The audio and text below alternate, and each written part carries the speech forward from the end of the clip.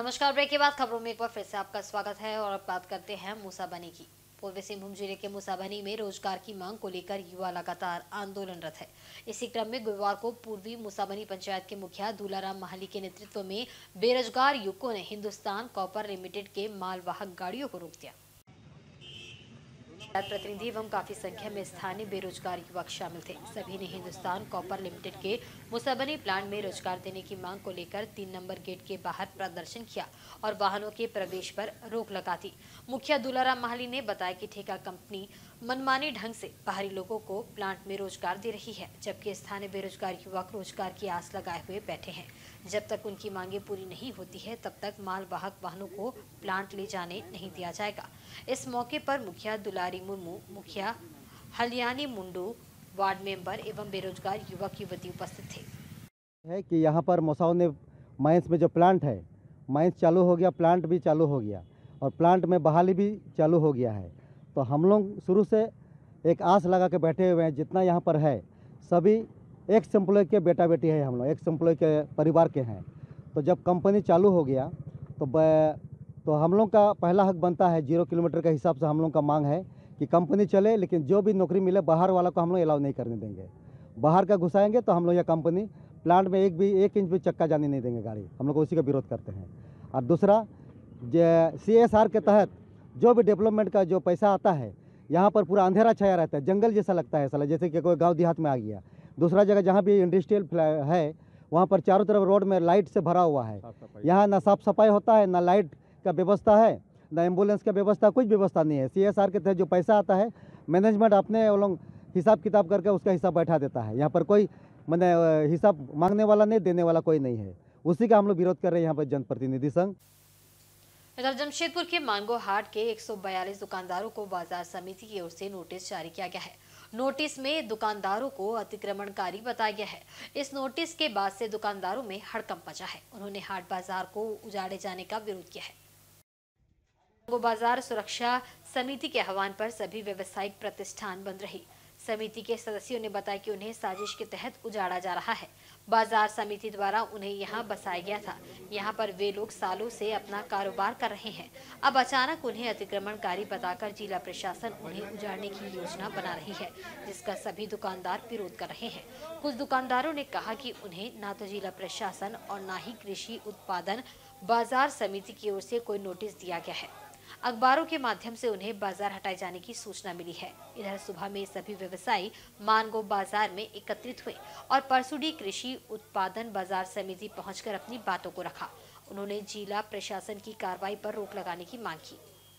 जिंदाबाद जिंदाबाद जिंदाबाद, मांगो के दुकानदार भाई जिंदाबाद जिंदाबाद जिंदाबाद, मांगो के दुकानदार भाई जिंदाबाद जिंदाबाद जिंदाबाद। हमारी मांगे पूरी करो, पूरी करो, पूरी करो। हमें डराना बंद करो, बंद करो, बंद करो। हमें डराना बंद करो, बंद करो, बंद करो। दुकानदार यहाँ लगभग 70-80 साल से भी पहले से यहाँ दुकानें लगती हैं यहाँ, और ये लोग अस्थायी रूप से यहाँ दुकानदारी कर रहे हैं। आज हमको लगता है कि इनके बाप दादा परदादा सभी इसमें दुकानदार रहे हैं। हम लोग सभी यहाँ दुकानदार माने रहे हैं। और सबसे बड़ी बात है कि जब जब ये कोई नया ट्रांसफ़र होके आता है तो सचिव, तो यहाँ इसी प्रकार का भयादोहन किया जाता है। एक प्रकार से दुकानदारों को डराया जाता है और डरा करके उनसे वसूली का ये माध्यम बन गया है। आप देखिए यहाँ हर साल प्रतिदिन मासूल कटता है, रेंट फिक्स है, सभी का शुल्क फिक्स है, वो लेके जाते हैं ठेकेदार। हमारा एक पैसा भी किसी के पास बकाया नहीं है। हम लोग अप टू डेट आज तक का दिए हुए हैं। उसके बाद भी इस प्रकार का हम सभी को अतिक्रमणकारी बोलना और बार बार ये तंग किया जाना कि पहले खाली किया जाता था, लोग आते थे लगा। आज ये अस्थायी रूप से बना करके बाजार समिति के द्वारा दिया गया है। ये कोई ऐसा नहीं है कि दुकानदार अपने से बना लिए हैं। SDO के आदेश से और सभी कुछ यहाँ जो भी हुआ है, ऐसा नहीं है कि कोई भी दुकानदार यहाँ अपने से बना लिए हैं। और उसके बाद इस प्रकार का लोगों में एक माने भय को पैदा करना और लोगों को डराना, ये तो बहुत गंदा बात है। जमशेदपुर में सड़क सुरक्षा को लेकर जिला उपायुक्त अनन्य मित्तल की अध्यक्षता में एक बैठक का आयोजन किया गया। इसमें एसएसपी किशोर कौशल, डीटीओ एवं ट्रैफिक डीएसपी सहित तमाम पदाधिकारी मौजूद थे। बैठक में सड़क दुर्घटना और अतिक्रमण रोकने समेत अन्य बिंदुओं पर चर्चा हुई। उपायुक्त ने संबंधित पदाधिकारियों को जरूरी दिशा निर्देश दिए ताकि सड़क हादसों में कमी आ सके। उपायुक्त अनन्य मित्तल ने कहा कि शहरवासियों की सुरक्षा जिला प्रशासन की पहली प्राथमिकता है। लोगों को सड़क सुरक्षा के प्रति जागरूक करने के लिए जिला प्रशासन समय समय पर जागरूकता अभियान भी चलाती है। सभी क्षेत्रों में जहां अतिक्रमण है उन्हें हटाया जाता है और ट्रैफिक नियम तोड़ने वालों पर कार्रवाई भी की जाती है। सड़क सुरक्षा के प्रति लोगों को खुद जागरूक होने की जरूरत है। उन्होंने बताया कि जहां जाम लगने की समस्या है वहां की सड़कें चौड़ी की जाएंगी।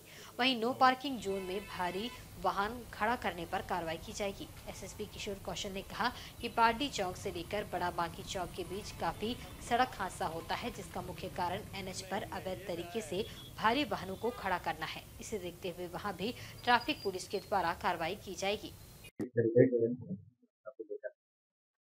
आज सड़क सुरक्षा से संबंधित बैठक सभी संबंधित पदाधिकारियों के साथ करी गई। शहर में हमारी बढ़ती ट्रैफिक के हाल को देखते हुए जो हम लोगों को मेजर्स लेने हैं उस संबंध में हम लोगों ने चर्चा करी।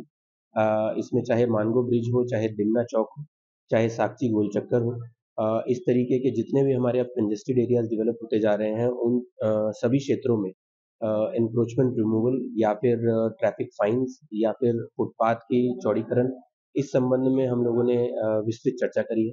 सभी संबंधित डिपार्टमेंट्स को हम लोगों ने इसमें डायरेक्शन दिया है कि सभी एरियाज में अगर फुटपाथ से हट के कोई भी गाड़ियां ब्लैकटॉप पे खड़ी होती हैं या कोई भी ऑटो चालक वहां पर खड़े होते हैं, अननेसेसरी बसेस अगर इस क्षेत्र में खड़ी होती हैं, तो सभी पे फिटनेस चेकिंग और बेसिक फाइन्स जो हैं वो लगाना सुनिश्चित करेंगे। इसके साथ साथ पूरे शहर में ऑलरेडी ट्रैफिक व्यवस्था को मेंटेन करने के लिए पार्किंग एरियाज बनाए हुए हैं। प्रायः देखा जा रहा है कि उन पार्किंग एरियाज में व्हीकल्स ना खड़े होते हुए बेवजह रोड पे खड़े हो रहे हैं, जिसकी वजह से रोड संकीर्ण होती है और फर्दर ट्रैफिक उसमें लगता है। तो इन सभी को एनफोर्स करने के लिए डीएसपी ट्रैफिक को और डीटीओ को निर्देश दिया गया है। आगे आने वाले समय में हम इन सभी में फाइन भी लगाएंगे। ज्यादा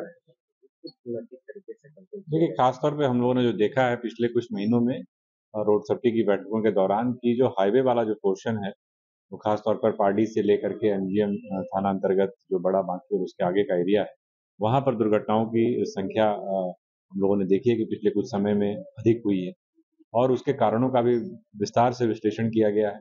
उसके लिए लॉन्ग टर्म मेजर्स के लिए भी प्लानिंग की गई है, जो एलिवेटेड जो पाथवे बनाना है और बाकी चीजें करनी है, सड़क को कहीं पे चौड़ा भी करना है। लेकिन शॉर्ट टर्म मेजर्स के रूप में हम लोगों ने कॉशनरी बोर्ड्स लगाने के लिए, इसके अलावा बैरिकेड्स लगाए गए हैं वहां पर, स्पीड लिमिट्स के लिए वहां पर जो है कॉशनरी बोर्ड्स लगाने का निर्देश दिया गया है। साथ ही साथ हमारे इंटरसेप्टर व्हीकल्स के द्वारा कंटिन्यूअस ओवर स्पीडिंग को चेक करने के लिए आदेश वहां पर दिया गया है डीएसपी ट्रैफिक को करवाने के लिए। साथ ही साथ वहां पर पार्किंग की भी प्रॉब्लम है, मतलब जो नो पार्किंग जोन है, सड़क के किनारे लोग गाड़ियां लगा देते हैं, जिसके कारण भी कई बार दुर्घटनाएं घटित हुई।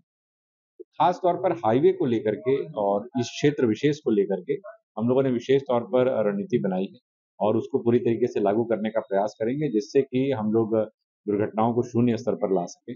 और यातायात को लेकर के भी एक विस्तृत प्लानिंग हुई है कि जो फ्लाईओवर बन रहा है उसके कारण से जो समस्याएं सामने आ रही हैं उनको लेकर के किस प्रकार से आगे बढ़ा जाए, लोग यहाँ वहाँ गाड़ियों को पार्क न करें, एक तरतीब से चलें, अनुशासन से चलें। नो पार्किंग के टाइम्स को भी अगर कुछ चेंज करने की जरूरत हो तो वो भी करेंगे। स्कूल मैनेजमेंट से भी हम लोग बात कर रहे हैं इस बात को लेकर के कि सारी स्कूल्स की बसेस जब एक साथ खुलती हैं तो उसके कारण भी एक समय विशेष में काफी ज्यादा लोड सड़क पे हो जाता है। तो बड़े सारे उसमें इश्यूज इन्वॉल्व हैं, कई सारे स्टेक होल्डर्स हैं, कंटिन्यूअस सबके साथ डायलॉग जारी है और मुझे लगता है कि आने वाले समय में इसका फलाफल। गत 6 महीनों से ऑल इंडिया स्टूडेंट फेडरेशन द्वारा चलाया जा रहा आंदोलन सफल हुआ। कोल्हान विश्वविद्यालय ने यूजीसी बैकलॉग की परीक्षा करवाने की घोषणा कर दी है। केयू की ओर से इसके लिए परीक्षा फॉर्म भी निकाल दिया गया है। जमशेदपुर में एक प्रेस वार्ता आयोजित कर ऑल इंडिया स्टूडेंट फेडरेशन के पदाधिकारियों ने इसकी जानकारी दी। उन्होंने इसके लिए विश्वविद्यालय प्रबंधन का आभार जताते हुए कहा कि जल्द ही जनवरी माह में परीक्षा ली जाएगी। इसमें उत्तीर्ण होकर विद्यार्थी अपने भविष्य को उज्जवल बनाने की दिशा में आगे बढ़ सकेंगे। बता दें कि कोल्हान विश्वविद्यालय के अलग अलग अंगीभूत कॉलेजों के 5000 से अधिक विद्यार्थी परीक्षा नहीं लिए जाने से परेशान थे। इसको लेकर कई बार कोल्हान विश्वविद्यालय के परीक्षा विभाग से छात्र संगठनों ने मांग की, पर कोई कार्रवाई नहीं हुई थी। इससे छात्रों का करियर प्रभावित हो रहा था। विद्यार्थियों ने इस मसले पर आंदोलन शुरू करने की घोषणा की थी। हालांकि अब केयू के इस निर्णय से छात्रों को राहत मिली है। इंडिया स्टूडेंट फेडरेशन के तरफ से प्रेस कॉन्फ्रेंस बुलाया गया है। कुलपति महोदय, कुल सचिव महोदय, परीक्षा नियंत्रक महोदय, कोल्हान विश्वविद्यालय, हम लोग धन्यवाद देते हैं कि जो हमारा 6 महीना से जो संघर्ष चल रहा था यूजी बैकलॉग एग्ज़ाम का, उन्होंने आज परीक्षा फॉर्म निकाल दिया है, तो हम लोग धन्यवाद देते हैं। साथ ही 35 कॉलेज के प्रोफेसर, प्रिंसिपल जिन्होंने इस संघर्ष में हमारा साथ दिया, उन्हें भी हम धन्यवाद देते हैं। एवं छात्रों की जो लड़ाई है लड़ी ऑल इंडिया स्टूडेंट फेडरेशन ने, और उसका रंग है कि आज एग्ज़ाम फॉर्म निकल चुका है। जल्द ही जनवरी में एग्ज़ाम हो जाएगा, सभी बच्चे एग्ज़ाम देकर पास हो जाएंगे और इस देश की उन्नति में भाग लेंगे, जिसका जीता जागता उदाहरण ऑल इंडिया स्टूडेंट फेडरेशन है। सरायकेला कस्बा जिला के कुकड़ू प्रखंड के सुदूरवर्ती खुदी लौंग गांव के मंगल चंद्र महतो इन दिनों क्षेत्र में चर्चा का विषय बने हुए हैं। दरअसल वे अपने 2 साथियों के साथ प्रतिवर्ष की भांति इस वर्ष भी गांव के जल मीनार की सफाई कर लोगों को स्वच्छता के प्रति जागरूक कर रहे हैं। उन्होंने पंचायत के मुखिया फंड से लगे जल मीनार के सिंटेक्स टंकी में घुसकर टंकी में जमे कचरों को साफ किया। कचरों के बीच छोटे छोटे कीटाणु को भी लोगों को दिखाकर बताया कि हम कैसे अपने स्वास्थ्य पर खिलवाड़ कर रहे हैं। वह सरकार की आस में नहीं रहकर अपने 2 युवा साथियों के साथ मिलकर टंकी सफाई अभियान चला रहे हैं, ताकि लोगों को शुद्ध पेयजल उपलब्ध हो सके और स्वास्थ्य पर पानी का बुरा असर नहीं हो। वर्ष 2019 से वह लगातार हर वर्ष जल मीनार के पानी टंकी की सफाई करते हैं और इसके लिए अन्य ग्रामीणों को भी प्रेरित करते हैं। सफाई के बाद वे ब्लीचिंग पाउडर आदि से अच्छी तरह से टंकी को साफ भी करते हैं।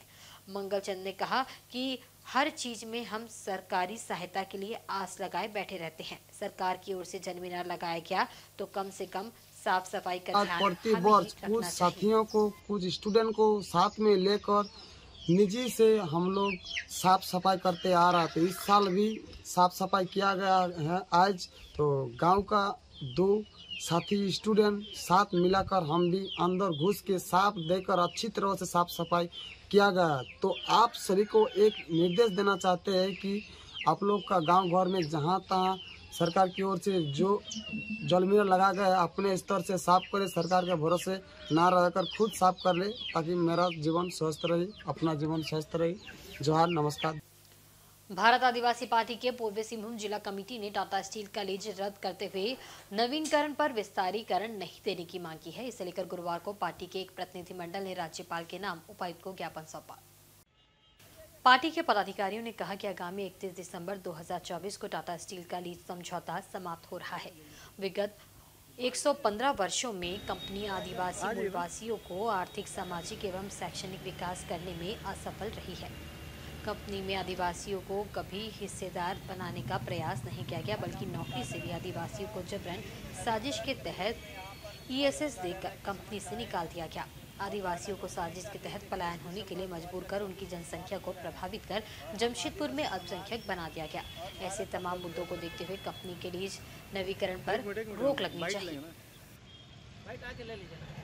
हम लोग भारत आदिवासी पार्टी पूर्वी सिंहभूम जिला कमेटी और आदिवासी महासभा के संयुक्त यह दल के द्वारा आगामी ये 31 दिसंबर 2024 को टाटा कंपनी का लीज समाप्त हो रही है और उसका लीज जिला प्रशासन से और सरकार से नवीनीकरण एवं विस्तारीकरण ना दे, उसके विरोध में हम लोग यहाँ पर ज्ञापन देने आए हैं। आगे की रणनीति क्या होगी? आगे की रणनीति यही होंगे, यदि जिला प्रशासन या सरकार की ओर से इसे रद्द करने का काम नहीं किया तो हम लोग कोर्ट ऑफ कंटेम्प्ट का हम लोग केस फाइल करेंगे और जिला प्रशासन के विरुद्ध भी हम लोग केस करेंगे और टाटा कंपनी को भी हम लोग केस करेंगे। वहीं पूर्वी सिंहभूम जिला के उद्यान कार्यालय की ओर से राष्ट्रीय बागवानी मिशन योजना के तहत 50 किसानों को प्रशिक्षण के लिए ग्रेटर नोएडा भेजा गया है। ये किसान इंस्टीट्यूट ऑफ हॉर्टिकल्चर टेक्नोलॉजी में 1 सप्ताह के प्रायोजित एक्सपोजर विजिट के लिए गुरुवार को रवाना हुए। नोएडा स्थित इंस्टीट्यूट ऑफ हॉर्टिकल्चर में किसानों को उन्नत खेती व अन्य तकनीकी पहलुओं से अवगत कराने के लिए विभिन्न स्थलों का भ्रमण करवाया जाएगा। इसके साथ ही किसानों को आधुनिक और वैज्ञानिक खेती के तकनीकों की जानकारी दी जाएगी। इस दौरान सभी किसान हाईटेक बागवानी, फसलों और संरक्षित खेती का अध्ययन, हाइड्रोपोनिक्स खेती, पॉली हाउस और सूक्ष्म सिंचाई प्रणाली, soil health management control, environment agriculture, सब्जी और फूलों की खेती, विभिन्न फलों के बगीचों का अध्ययन, सीड ट्रीटमेंट, माइक्रो इरिगेशन आदि का प्रशिक्षण प्राप्त करेंगे। परियोजना निदेशक ITDA दीपांकर चौधरी ने समाहरण न्यायालय से बस को हरी झंडी दिखाकर रवाना किया। इस अवसर पर जिला उद्यान पदाधिकारी अनीमा लकड़ा और राष्ट्रीय बागवानी मिशन के तकनीकी विशेषज्ञ अनिल चौरसिया व अन्य उपस्थित थे। जिला से 50 किसानों को राष्ट्रीय बागवानी मिशन के तहत institute of horticulture technology Noida वहाँ 5 दिन के प्रशिक्षण के लिए भेजा जा रहा है हाईटेक नर्सरी के ऊपर, जहाँ वो लोग 5 दिन ट्रेनिंग लेंगे। इन हाउस ट्रेनिंग है और वहाँ वो लोग कुछ चीज़ों को देखेंगे भी, एक्सपोजर विजिट भी करेंगे, ट्रेनिंग भी करेंगे। ट्रेनिंग में जो भी टॉपिक्स पढ़ाया जाएगा वो जनरली इनोवेटिव एग्रीकल्चर को लेके है, हॉर्टिकल्चर क्रॉप्स के ऊपर, जैसे प्रोटेक्टेड फार्मिंग हो गया, आपका ड्रिप इरिगेशन हो गया, किस तरह पानी की बचत करना है, किस तरह और अच्छी तरह उन्नत तरीके से खेती करना है, आपका हाइड्रोपोनिक्स हो गया, इन सब के ऊपर पढ़ाई भी होगा। उनको प्रैक्टिकल दिखाया भी जाएगा वहाँ पर। जो कितने दिन के लिए ये लोग गए? ये लोग 5 दिन के लिए गए हैं। आज यहाँ से ट्रेन से जाएंगे और वापस 18 तारीख को जमशेदपुर लौट जाएंगे। इससे पहले भी जत्था गया था? इससे पहले एक बैच लास्ट ईयर गया था, वो लोग छत्तीसगढ़ गए थे। इस साल ये लोग पहली बार नोएडा जा रहे हैं। ये अभियान चलता रहेगा? हाँ, ये अभियान चलता रहेगा। वहीं सरायकेला पुलिस अधीक्षक मुकेश लुनायत आदित्यपुर स्थित जियाडा भवन स्थित SP कैंप कार्यालय में गुरुवार को आमजन के लिए उपलब्ध रहेंगे। यहां वे आदित्यपुर, गम्हरिया एवं आसपास क्षेत्र के लोगों से मुलाकात कर उनकी समस्याओं को जानेंगे। इसी कड़ी में गुरुवार दोपहर 12 बजे पुलिस अधीक्षक मुकेश लुनायत ने जियाडा भवन के दूसरे तल्ले पर स्थित कैंप कार्यालय में फरियादियों से मुलाकात कर उनकी समस्याओं को जाना। मौके पर आदित्यपुर थाना प्रभारी राजीव कुमार भी मौजूद थे। पुलिस अधीक्षक ने बताया कि 22 जुलाई से प्रहरी पहल योजना की शुरुआत की गई है, जिसके तहत police crime control, anti crime checking और अड्डेबाजी के विरुद्ध लगातार अभियान चला रही है। पुलिस ने अब तक ऐसे 148 स्पॉट चिन्हित किया है जहां अड्डेबाजी, क्राइम होने की संभावना बनी रहती थी, जिसे लेकर पुलिस प्रतिदिन पेट्रोलिंग कर रही है।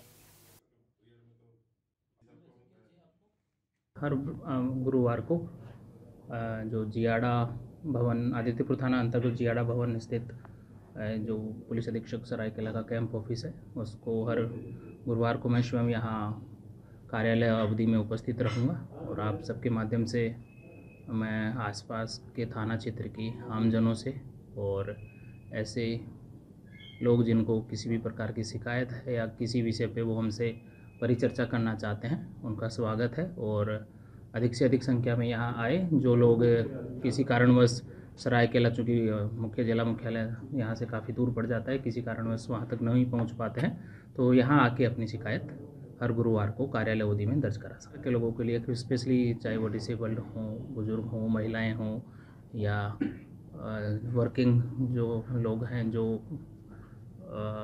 कार्य दिवस पे सरायकेला नहीं जा पाते हैं, यहाँ पे हर गुरुवार को आ सकते हैं। आदित्यपुर में महिला से पर्स छिनताई कर भाग रहे उचक्के को पकड़ने वाले निजी सुरक्षा कर्मियों को गुरुवार को सम्मानित किया गया। इस मौके पर कई गणमान्य लोग उपस्थित थे। सभी ने इनके द्वारा किए गए साहसिक कार्यों की सराहना की। घटना के संबंध में श्रीनाथ ग्लोबल विलेज के मेंटेनेंस हेड सुरजीत सिंह ने बताया कि मंगलवार देर शाम श्रीनाथ ग्लोबल विलेज के पास स्कूटी सवार महिला अपने बच्चों के साथ आ रही थी।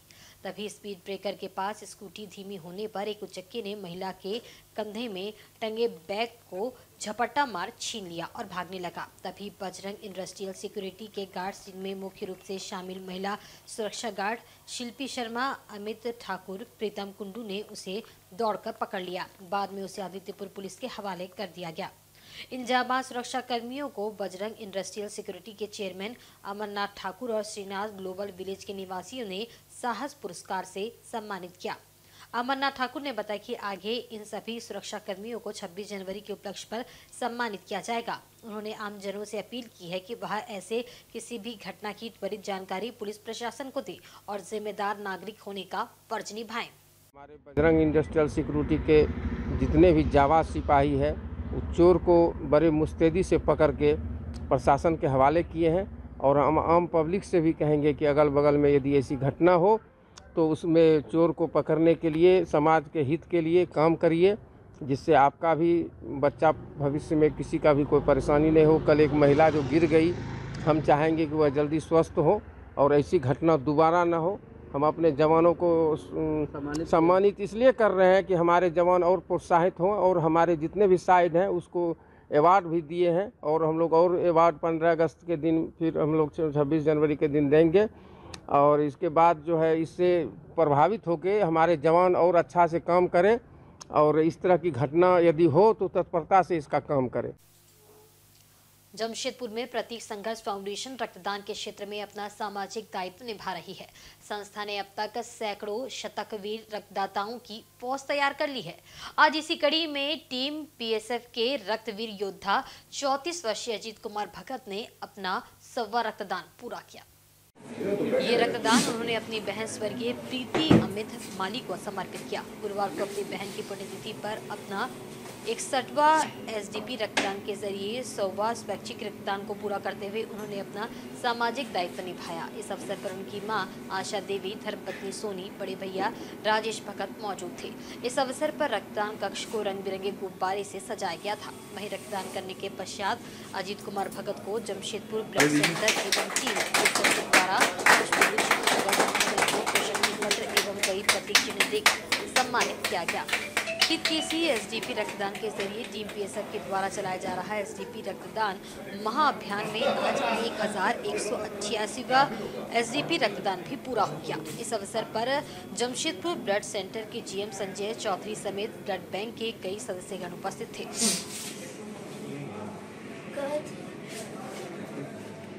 फिर से जमशेदपुर के लिए एक गर्व का दिन।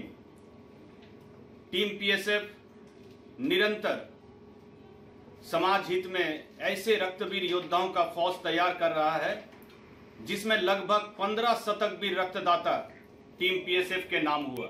और कहीं ना कहीं गर्व है जमशेदपुर ब्लड सेंटर, सावित्रीबाई फुले सेवा दल, और कहीं ना कहीं जमशेदपुर के हर नागरिक के लिए आज ये गर्व का क्षण है कि टीम पीएसएफ के रक्तवीर योद्धा अजीत कुमार भगत ने आज अपना 100वां रक्तदान पूरा किया, जिसमें 61वां एसडीपी रक्तदान यानी सिंगल डोनर प्लेटलेट शामिल है।